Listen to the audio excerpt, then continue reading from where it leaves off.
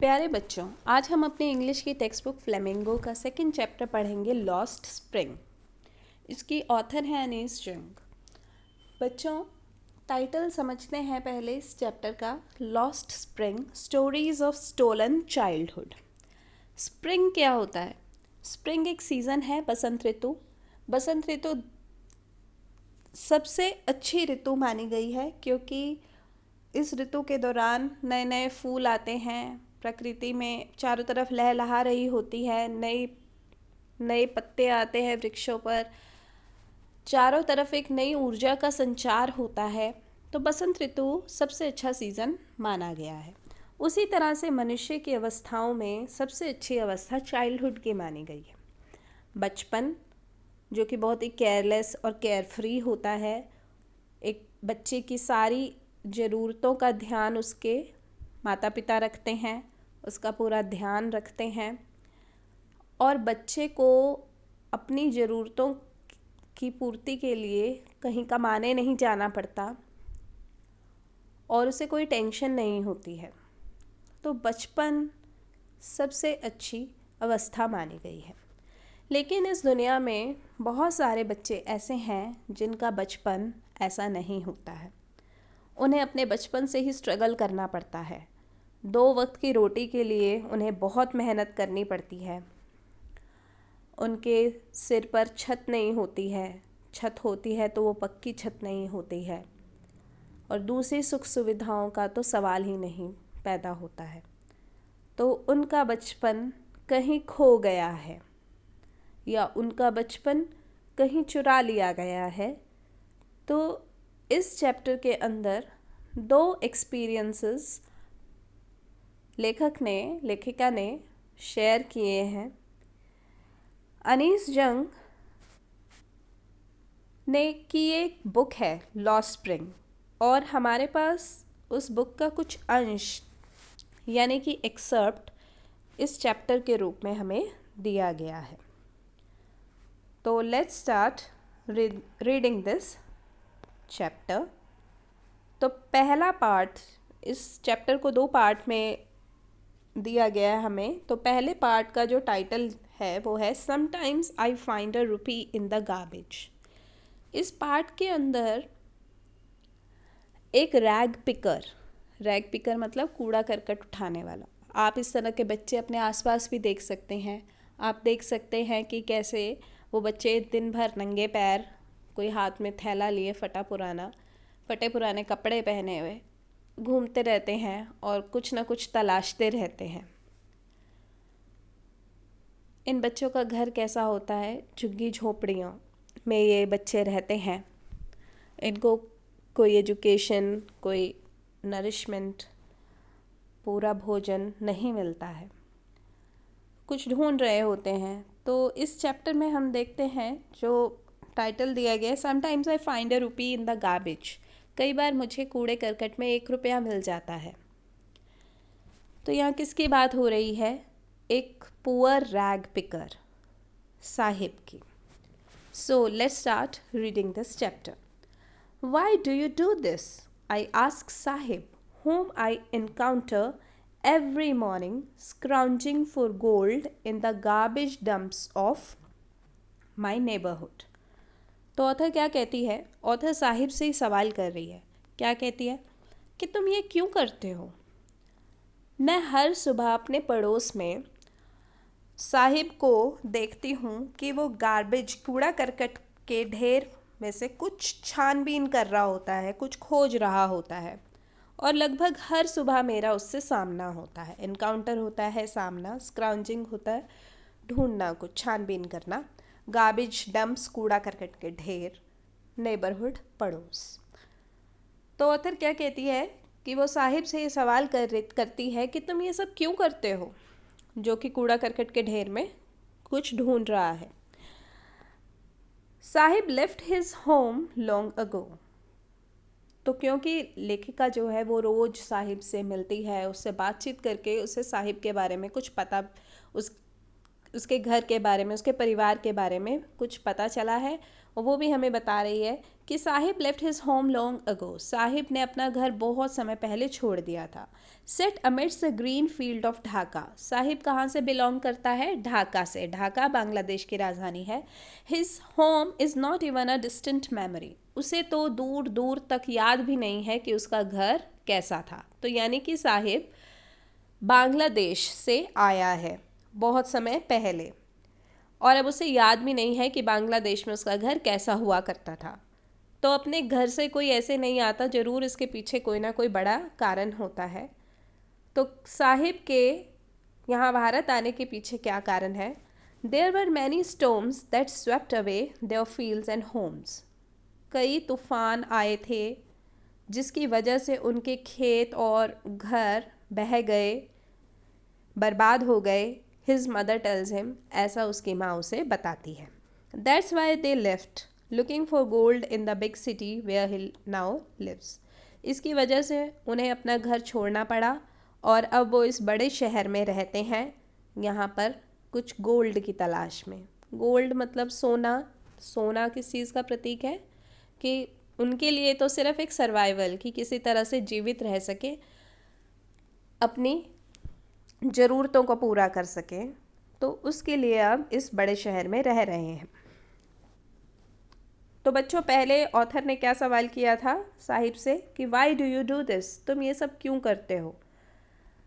तो साहिब क्या जवाब दे रहा है? I have nothing else to do, he mutters, वो बड़बड़ाता है कि मेरे पास करने के लिए और कुछ नहीं है। लुकिंग अवे, दूसरी तरफ देखते हुए वो ऑथर को जवाब देता है कि मेरे पास कुछ और करने के लिए नहीं है। Go to school, I say glibly, realising immediately how hollow the advice must sound. तो ऑथर कहती है, बच्चों जैसे हमें कोई मिलता है और हम अचानक से बिना सोचे समझे कह देते हैं, उसकी अवस्था को ना जाने हुए कई बार हम ऐसी बात कर देते हैं। तो ऑथर भी क्या कह देती है उसे कि स्कूल चले जाया करो। तभी ऑथर को रियलाइज़ होता है कि जो मैंने उसे सलाह दी है वो कितनी खोखली है। सलाह इसलिए खोखली है कि जो बच्चा खाने पीने के लिए भी इतनी मेहनत कर रहा है कि वो कूड़ा करकट के ढेर से ही कुछ ढूंढने की कोशिश कर रहा है, क्या वो बच्चा स्कूल जाने के बारे में सोच सकता है? There is no school in my neighbourhood, लेकिन साहिब क्या जवाब देता है कि मेरे पड़ोस में कोई स्कूल नहीं है। When they build one I will go, जब कोई स्कूल बन जाएगा तो मैं चला जाऊंगा। तो ऑथर क्या कहती है? If I start a school will you come, अगर मैं एक स्कूल खोलूं तो क्या तुम आओगे? आई आस्क हाफ जोकिंग, मैंने कुछ मजाकिया तरीके से कहा। Yes, he says smiling broadly, और उसने बड़ी सी मुस्कान के साथ जवाब दिया कि हाँ। A few days later I see him running up to me, कुछ दिनों बाद वो ऑथर को देखकर भागता हुआ ऑथर के पास आता है और क्या पूछता है? इज़ योर स्कूल रेडी, क्या तुम्हारा स्कूल बन गया? देखो बच्चों, उसमें उत्सुकता तो है, वो जाना चाहता है स्कूल में। तभी तो वो ऑथर को देखते ही भागकर उससे पूछता है कि क्या तुम्हारा स्कूल तैयार हो गया? It takes longer to build a school, I say, embarrassed at having made a promise that was not meant. लेकिन ऑथर कोई स्कूल थोड़ी बनवाने वाली थी, तो ऑथर को बड़ी शर्मिंदगी होती है कि उसने एक ऐसा वादा कर दिया है उसे जिसको पूरा करने का उसको कोई मतलब नहीं था। तो वो साहिब को क्या जवाब देती है? It takes longer to build a school, एक स्कूल को बनाने में बहुत समय लगता है। But promises like mine around in every corner but promises like mine abound in every corner of his bleak world, लेकिन उसके धुंधले काले संसार में मेरे जैसे किए गए कई promises, कई वादे घूम रहे हैं, उनकी भरमार है। After months of knowing him, कई महीनों से उसकी उससे जान पहचान के बाद, I ask him is name, author कहती है कि मैंने उससे उसका नाम पूछा। साहिब आलम, ही अनाउंसेस, तो वो क्या कहता है कि उसका नाम है Sahib Alam. He does not know what it means, उसे अपने नाम का मतलब नहीं पता। If he knew its meaning, क्योंकि अगर उसे अपने नाम का मतलब पता होता, लॉर्ड ऑफ द यूनिवर्स, तो उसके नाम का क्या मतलब है? लॉर्ड ऑफ द यूनिवर्स, दुनिया का राजा। ही वुड हैव, ब्रह्मांड का राजा, he would have a hard time believing it, तो उसे यकीन ही नहीं होता कि उसके नाम का ये मतलब होता है। तो जैसी उसकी सिचुएशन है, वो एक पुअर रैग पिकर है, वो बेचारा इतना गरीब है, उसे वो कूड़ा करकट बीनता है, तो उसे यकीन ही नहीं होता कि उसके नाम का मतलब है ब्रह्मांड का राजा। Unaware of what his name represents, he roams the streets with his friends, an army of barefoot boys who appear like the morning birds and disappear at noon. इस बात से बिल्कुल अनजान कि उसके नाम का क्या मतलब है, वो गलियों में घूमता है अपने मित्रों के साथ। नंगे पैर घूमने वाले वो बच्चों की सेना जो सुबह सुबह के पक्षियों की तरह निकलते हैं और दोपहर में गायब हो जाते हैं। Over the months I have come to recognise each of them. तो कई महीनों से ऑथर उनको देख रही है, उनसे बातचीत करती है। अब ऑथर को उन सब बच्चों की पहचान हो गई है। तो एक बच्चे से ऑथर क्या पूछती है, Y aunt you wearing chappals, I ask one. तो एक बच्चे से वो ये सवाल करती है कि तुम चप्पल क्यों नहीं पहनते हो। My mother did not bring them from the shelf, he answers simply. और वो क्या जवाब देता है कि मेरी माँ चप्पल नीचे नहीं उतारती है शेल्फ से, शेल्फ के ऊपर रखी हुई है उन्होंने चप्पल। तो बच्चों, चप्पल कितनी ज़रूरी है उनके लिए कि वो भी शेल्फ के ऊपर उन्होंने संभाल के रखी हुई है। तो आप सोच सकते हो कि कितनी ज़्यादा गरीबी के अंदर वो लोग रहते हैं। Even if she did, he will throw them off, adds another who is wearing shoes that do not match. तो दूसरा लड़का जवाब देता है जिसने अलग अलग जूते पहने हुए हैं दोनों पैरों में। क्या कहता है कि अगर इसकी माँ इसको उतार के दे भी दे चप्पल तो ये नहीं पहनेगा, ये फेंक देगा उसे। When I comment on it, तो जब ऑथर उससे पूछती है भाई ऐसा क्यों, he shuffles his feet and says nothing. वो अपने पैर थोड़े से पीछे करता है और कुछ नहीं कहता है। I want shoes, says a third boy who has never owned a pair all his life. तो एक तीसरा लड़का क्या जवाब देता है, मुझे जूते पहनने हैं, मुझे जूते चाहिए। और उस बच्चे ने कभी अपने जीवन में जूतों की जोड़ी नहीं पहनी थी। Traveling across a country, I have seen children walking barefoot. तो उधर क्या कहती है कि उसने देश भर की यात्रा की है और उसने कई बच्चों को देखा है जो गलियों में नंगे पैर चलते हैं। इन सिटीज़, शहरों में, ऑन विलेज रोड्स, गांव की गलियों में। It is not lack of money but a tradition to stay barefoot is one explanation. जब पोइट इसके बारे में और सर्च करती है तो एक एक्सप्लेनेशन उससे क्या मिलती है कि ये तो हमारे यहाँ रिवाज है कि हम नंगे पैर ही रहते हैं। तो बच्चों, ये रिवाज नहीं है, ये एक्चुअली अपनी गरीबी छुपाने का एक तरीका है कि वो इतने गरीब है कि वो जूते की जोड़ी या चप्पल की जोड़ी भी अफोर्ड नहीं कर सकते हैं और नंगे पैर चलना उनकी एक मजबूरी है। I wonder if this is only an excuse to explain away a perpetual state of poverty. तो ऑथर को हैरानी होती है कि क्या ये कभी ना ख़त्म होने वाली पावर्टी, गरीबी का को दिखाने का एक या छुपाने का कह सकते हो कि एक बहाना है। I remember a story a man from Udupi once told me. तो ऑथर एक और एक्सपीरियंस की बात कर रही है, एक और अनुभव की बात कर रही है और ये कहानी उसे उदीपी के व्यक्ति ने सुनाई थी।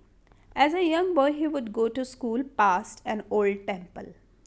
जब वो छोटा बच्चा था तो जब वो स्कूल जाता था तो एक पुराना मंदिर पड़ता था बीच में रास्ते में। Where his father was a priest.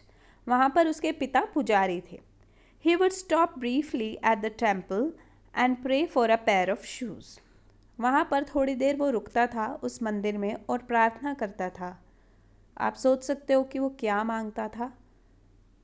वो भगवान से मांगता था एक जोड़ी जूते।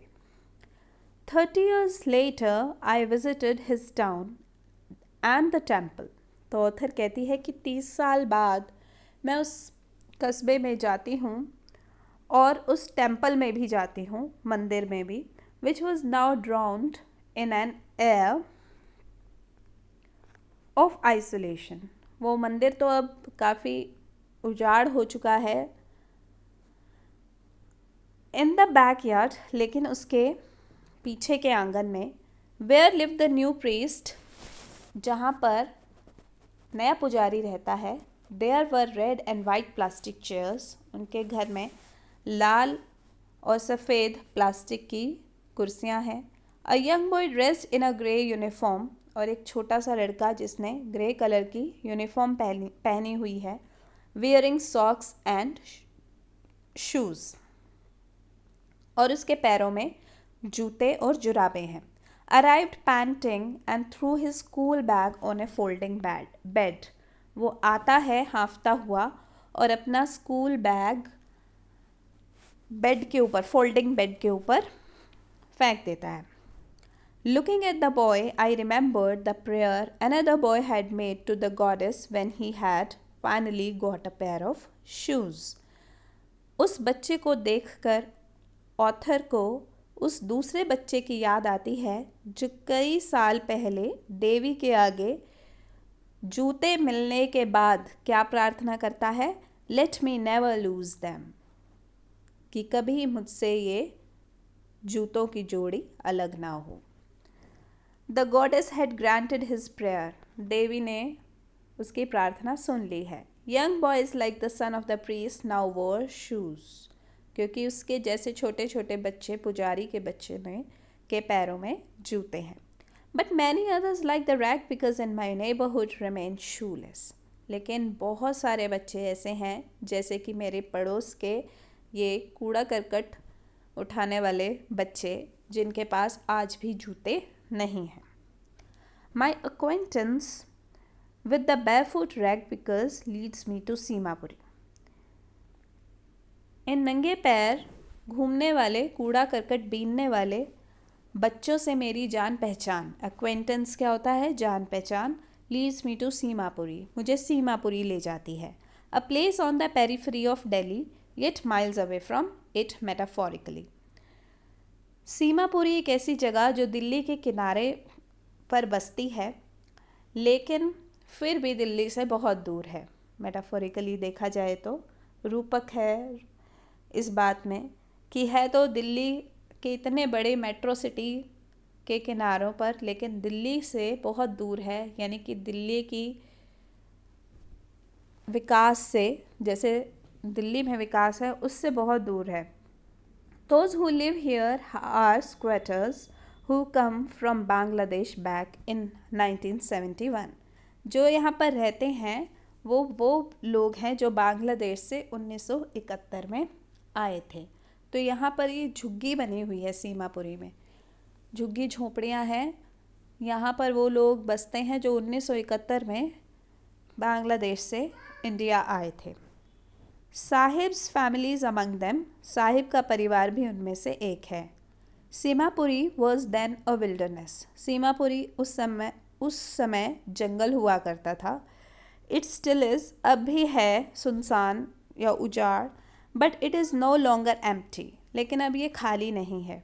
इन structures of mud with roofs of tin and tarpaulin, devoid of sewage, drainage और running water, live 10,000 rag pickers.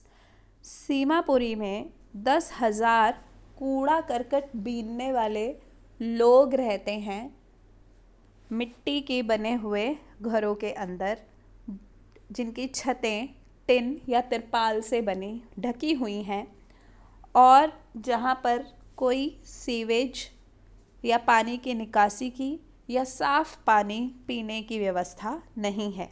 They have lived here for more than 30 years without an identity. वो पिछले 30 साल से यहाँ पर बिना किसी पहचान के रह रहे हैं, विदाउट परमिट्स, बिना परमिशन के, बट विद राशन कार्ड्स, लेकिन उनके पास राशन कार्ड हैं। That get their names on voters list, और राशन कार्ड होने की वजह से उनके नाम वोटर लिस्ट में दर्ज हैं। And enable them to buy grain, और जिससे वो अपना अनाज भी खरीद सकते हैं। Food is more important for survival than an identity, पहचान होने से ज़्यादा ज़रूरी भोजन है। If at the end of the day we can feed our families and go to bed without an aching stomach, we would rather live here than in the fields that gave us no grain, say a group of women in tattered saris when I asked them why they left their beautiful land of green fields and rivers. तो जब author कुछ औरतों के समूह से एक सवाल करती है कि तुम लोगों ने अपने इतने सुंदर हरे भरे खेत और जहाँ पर नदियाँ बहती थी वो जगह क्यों छोड़ी, तब उनमें से एक औरत जिसने फटी हुई साड़ी पहनी हुई है तो वो क्या जवाब देती है। वो कहती है कि अगर दिन के अंत तक हम अपने परिवारों को कुछ खिला पिला सकते हैं, उनका पेट भर सकते हैं और बिना पेट दर्द के हम आराम से सो जाएं, तो हम यहाँ रहना पसंद करेंगे बजाय कि उस जगह पर, उन खेतों में जहाँ पर हमें कोई अनाज नहीं मिलता है, जहाँ से हमें कोई अनाज नहीं मिलता है। Wherever they find food, they pitch their tents. जहाँ भी उन्हें भोजन मिलता है वहीं पर वो अपने टेंट्स लगा लेते हैं। That become transit homes. इस तरह से ये उनके चलायमान घर हैं। Children grow up in them. बच्चे इन्हीं में ही बड़े होते हैं। बिकमिंग पार्टनर्स इन सर्वाइवल, और वो भी अपने माता पिता के साथ इस सर्वाइवल की जंग में एक हिस्सेदार बन जाते हैं। And survival in Seemapuri means rag picking, और सर्वाइवल का मतलब जीवित रहने का क्या मतलब है सीमापुरी में, रैग पिकिंग, कचरा बीनना। Through the years it has acquired the proportions of a fine art. इतने सालों से ये प्रक्रिया एक कला का रूप ले चुकी है। Garbage to them is gold. कूड़ा करकट उनके लिए गोल्ड के समान है, सोने के समान है। It is their daily bread. ये उनकी दैनिक रोटी है। A roof over their heads. उनके सिरों की छत है। Even if it is a leaking roof. चाहे ये छत लीक करती है। But for a child it is even more. लेकिन बच्चों के लिए थोड़ा ज़्यादा है। बच्चों के लिए, कुछ बच्चे जो कि अभी सर्वाइवल को इतने गहराई से नहीं समझते हैं, उस स्ट्रगल को उतनी गहराई से नहीं समझते हैं जितनी गहराई से उनके माता पिता इसे अनुभव करते हैं। बच्चों के लिए इसमें अभी भी कुछ खेल है। I sometimes find a rupee, even a 10 rupee note, Sahib says, his eyes lighting up. Sahib कहता है, उसकी आंखों में एक चमक होती है। वो कहता है कि मुझे कई बार कचरे में 1 रुपया मिल जाता है और कभी कभी 10 रुपये मिल जाते हैं। When you can find a silver coin in a heap of garbage, you don't stop scrounging. अगर आपको कचरे के ढेर में कुछ पैसा मिलने लग जाए, सिल्वर कॉइन्स पैसे से मतलब है यहाँ पर, कुछ पैसा मिलने लग जाए तो आप उस कचरे को बीनना, ढूंढना कभी नहीं छोड़ते हैं। For there is hope of finding more, क्योंकि आपके अंदर एक इच्छा होती है कि शायद आज और मिल जाए। It seems that for children garbage has a meaning different from what it means to their parents. ऐसा लगता है कि बच्चों के लिए इस कूड़े करकट का मतलब कुछ और है, अपने जो उनके माता पिता के लिए कूड़े करकट का मतलब है उससे कुछ अलग ही मतलब बच्चों के लिए है। For the children it is wrapped in wonder, क्योंकि बच्चों के लिए ये कूड़ा करकट अपने अंदर कुछ वंडर लिए हुए है, कुछ हैरानी लिए हुए है, कुछ अद्भुत लिए हुए है। For the elders it is a means of survival, और बड़ों के लिए यह है जीवित रहने का एक माध्यम है। One winter morning, I see Sahib standing by the fenced gate of the neighborhood club. एक सर्दी की सुबह मैं साहिब को देखती हूँ कि वो पड़ोस के क्लब के गेट पर खड़ा हुआ है। Watching two young men dressed in white playing tennis. और वो बड़े ध्यान से दो जवान व्यक्तियों को देख रहा है जो कि टेनिस खेल रहे हैं, सफ़ेद कपड़े पहने हुए। I like the game, he hums. वो अंदर ही अंदर बोलता है कि मुझे ये गेम बहुत पसंद है, और content to watch it standing behind the fence. और उस गेम को वो सिर्फ फेंस के ऊपर से ही झांककर देखने में ही संतुष्ट है। I go inside when no one is around, he admits. और वो ऑथर के सामने ये भी स्वीकार करता है कि जब कोई और नहीं होता तब मैं कभी कभी अंदर भी चला जाता हूँ। The gatekeeper lets me use a swing, जो चौकीदार है वो मुझे झूला झूलने देता है। Saheb too is wearing tennis shoes that look strange over his discoloured shirt and shorts. Saheb ने भी अपने पैरों में टेनिस के जूते पहने हुए हैं जो कि उसकी शर्ट और शॉर्ट्स, शर्ट कैसी है उसकी, बिल्कुल बेरंग, जिसका रंग उड़ा हुआ है, शॉर्ट्स निक्कर के साथ बिल्कुल भी मैच नहीं कर रहे हैं। Someone gave them to me, he says in the manner of an explanation. और वो एक्सप्लेन करते हुए क्या कहता है कि किसी ने मुझे ये जूते दिए हैं। The fact that they are discarded shoes of some rich boy, वास्तविकता ये है कि वो किसी अमीर बच्चे के द्वारा त्यागे गए कुछ जूते हैं। who perhaps refused to wear them because of a hole in one of them, जिसने उन जूतों को पहनने से इसलिए मना कर दिया होगा क्योंकि उनमें से एक जूते में एक छोटा छेद है। does not bother him, लेकिन ये छेद साहिब को परेशान नहीं करता है।